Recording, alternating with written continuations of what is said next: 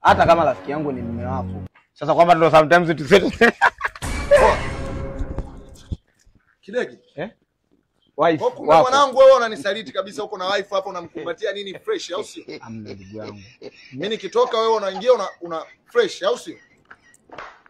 Samehe. Nini unaangalia mimi nenda nyumbani huko? Nisamehe ndugu yangu. Mimi nitakueleza ilivyokuwa. Nisikilize. Kwa maana sitaka kupiga makelele hapa watu waone au sio? Mimi na wewe twende tukaongelee nyumbani. Sikia ndugu yangu. Mimi nitakuelezea jinsi ilivyokuwa mimi na mkeo. Wewe ni mwanangu sana, tunaheshimiana kila kitu. Ngoja simu yangu inaita. Ngoja niongee na simu nakuja. Sawa.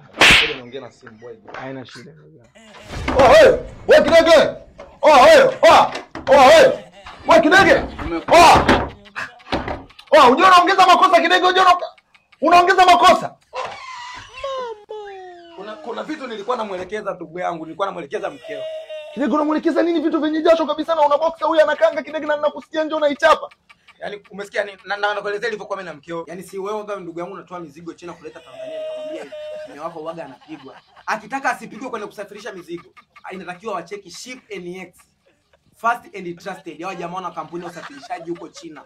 Wanatoa mizigo, wanasafirisha mizigo China kuja Afrika Mashariki, hasa Tanzania. Sasa wewe ndugu yangu si Tanzania, si huko Tanzania. Ndio nikawa namwambia natakiwa unacheki Ship NX kwa sababu jamaa wanatumia air flight pekee.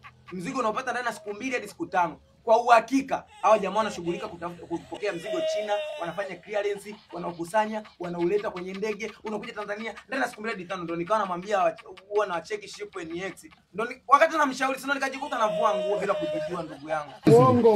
Unamuelekeza vitu hivyo. Ngoja niwakute nje mtoka kwanza nikikuacha ndani utaendelea kuichapa. Toka. Tokeni nje. Kidege. Wewe Kidege. Na chooni tena ndugu yangu tena. Umesema tukute nje tuje tuongee. Na una jasho tena utaniulia wife sasa Kidege ndugu yangu. Kuna vitu nilikuwa namuelekeza. Ameniambia sijui nije nimwelekeze, si ndio? Sasa kunaelekeza chochote.